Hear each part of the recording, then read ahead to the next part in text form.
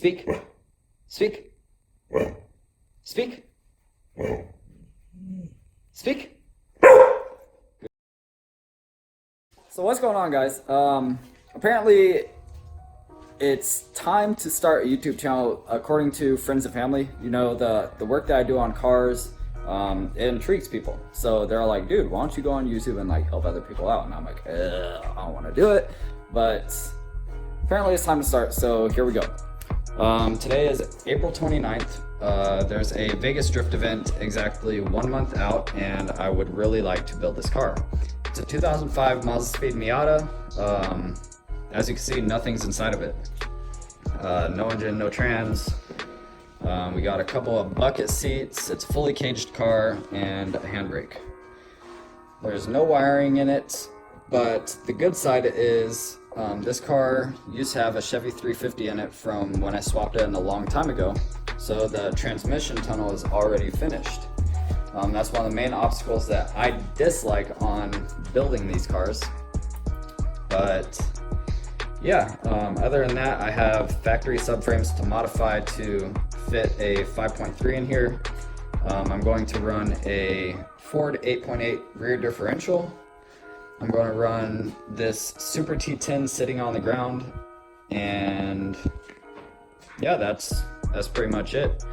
I'm trying to make this car to where everything is 100% quick disconnect. So, you know, if something breaks out the track, I could replace it right then and there, whether it's the engine, whether it's the transmission, whether it's the differential, axles, etc. So that's going to be like the main priority, is figuring out ways to just remove stuff really easily. But other than that, shall we get started? I guess so. Okay, first things first. We got these little bushings. I picked them up from Butch's Speed Shop for roughly $15 a piece. I'm going to use these bigger ones for the engine mounts, and smaller ones, I don't have the sleeve on it, for the transmission mounts. I already have it all cut out to where, or not cut out, but marked out to where it needs to be cut. We got, this is going to be duplicated right there for where I'm cutting these out. So that's going to be both sets of engine mounts. These are going to be the cups to where it looks somewhat like this. I built these ones, but they're a little bit too thin. As you can see, that's 1/8 inch, and the white plate right here is 1/4 inch. Then I have the actual engine mounts that go on the engine. We have the trans plates that I'm going to weld inside the trans tunnel. And here's hopefully what it will, watch out, Sush. Here's hopefully what it'll look like. I don't know if you could see that, but that's where I welded it on the subframe, and then, sorry guys, yeah, you can't really see it, but bolts onto the engine like that. So never had a problem with it, should do great. So yeah, let's get to cutting. Where are you going so fast tonight? Have you ever stopped beside the road to smell the rose of life? Take a breath now, don't hold it in too long, 'cause you might end up missing out on life's short little song. She's saying, ooh, you've got one life to live. She's singing, ooh, you've got one life to live. Don't let it go. Ooh, you've got one life to live. She's singing, ooh, you've got one life to live. Don't let it go.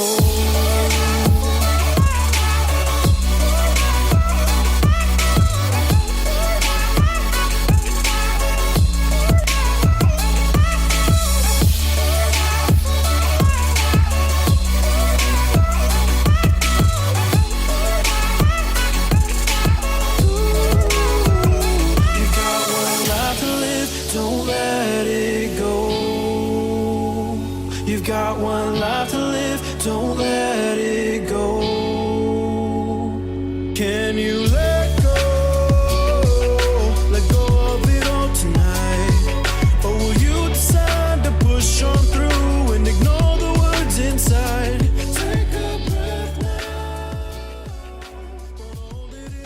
I get a day today. My welding mask kind of took a crap on me, but as you can see, we got both of the engine mount cups done, and we got about halfway done on one of the trans mounts.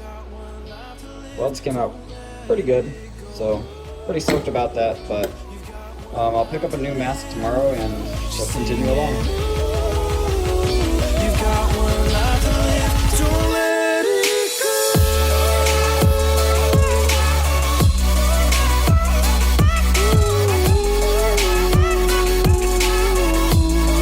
Don't let it go. You've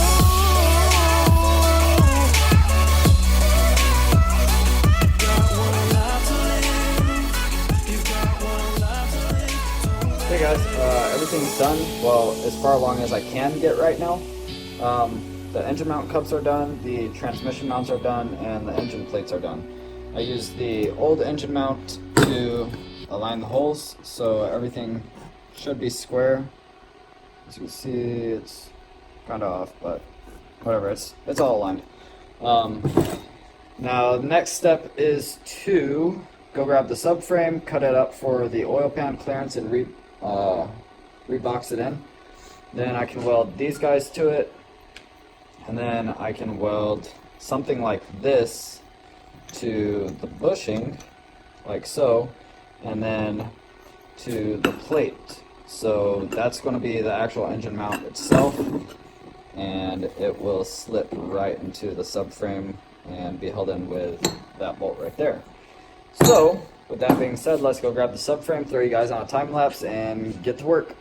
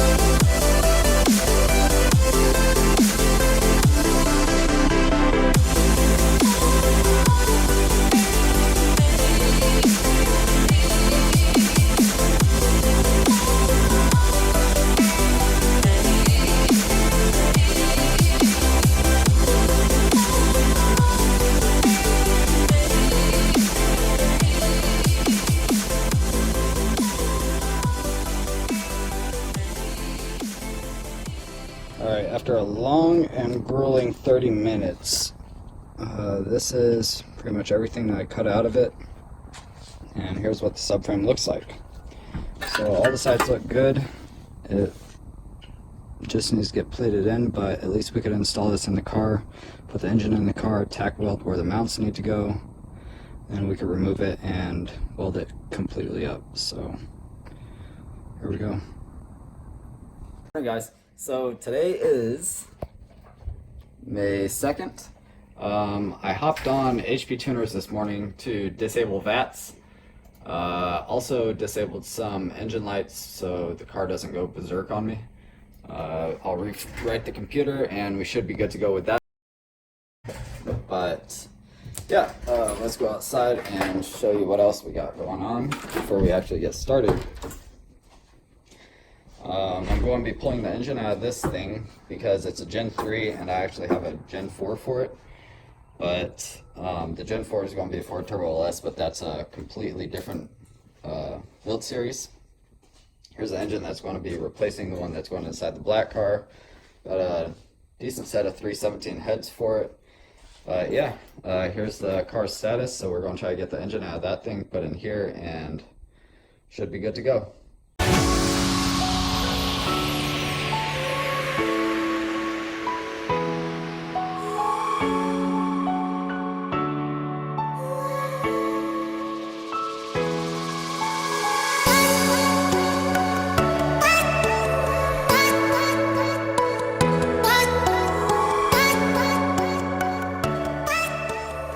Okay, quick little update in case you guys didn't see in the video. Yeah, we were trying to play basketball and apparently we made it in the net. So this is why you don't use a 1-inch strap. I've used this thing numerous times pulling out engines, especially out my Audi. But yeah, I guess today it just gave out. It hit this cup pretty hard on this subframe, but it didn't phase it at all. So the only damage I can see right now is the radiator support's kind of bent right here. But other than that, I have a chain strap to it, so we'll pull it out the right way.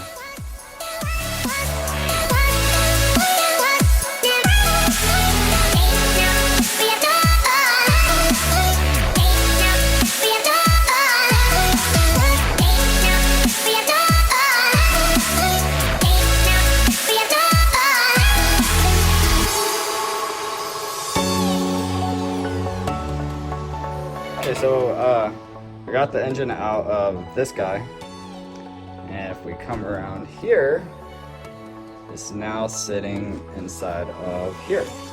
So right now the engine mounts aren't made. However, I can give you guys a little demonstration on how they're going to look. These are the ones from the black car that I made. So it's going to be identical to this.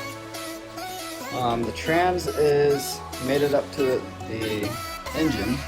We have clearance on the firewall, we have clearance on the trans tunnel. The only issue that we have right now is there's a bolt that's hitting the inside of the trans tunnel on the shifter. It's kind of right there. So that won't be too hard to fix, but if we come around back, everything looks straight, so I'm going to go ahead and start welding these things in.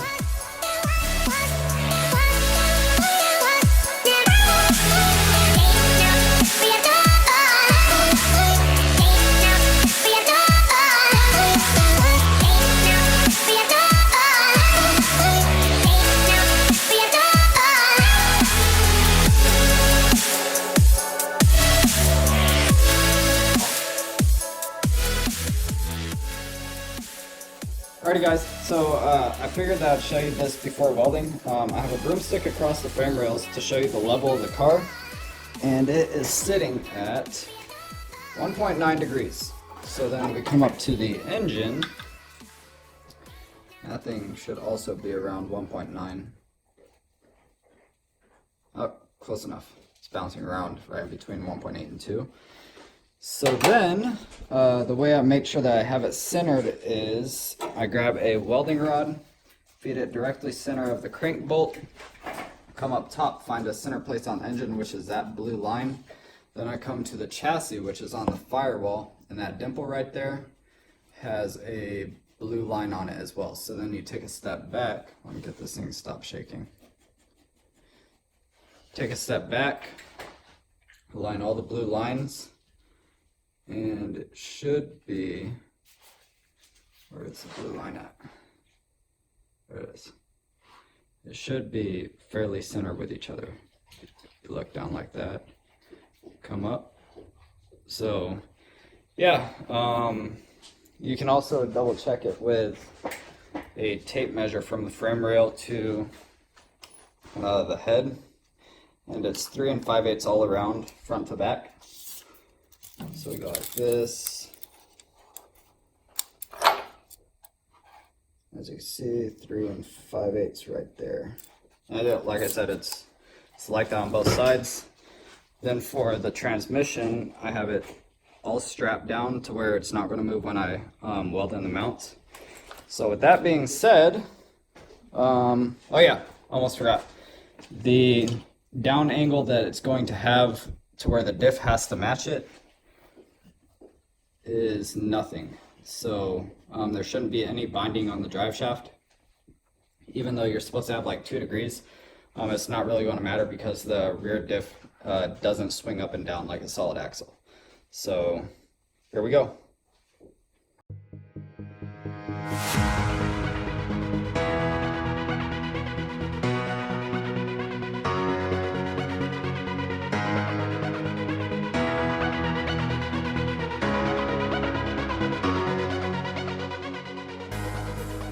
Hey guys, I got the engine mounts done.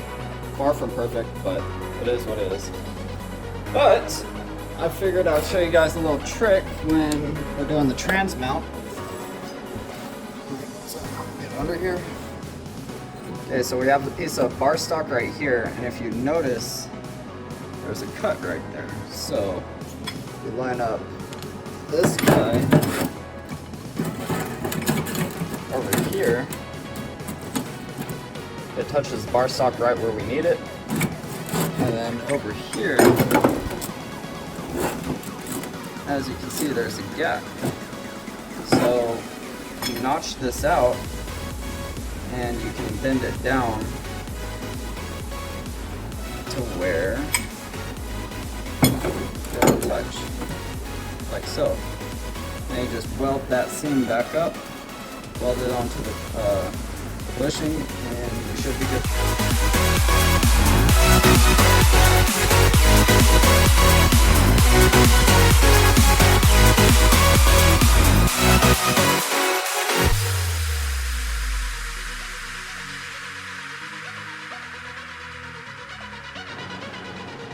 Okay, everything's tack welded in. You can see the cups are tack welded, the engine mounts are completely made. On this side, same thing. There's no chain sitting on the engine, so it's sitting by itself. The engine's sitting at 1.5 degrees, and the chassis, I believe, is sitting at 1.8, so it's not too far off. 1.7, so it's 0.2 off. Not too terrible. We come underneath the car.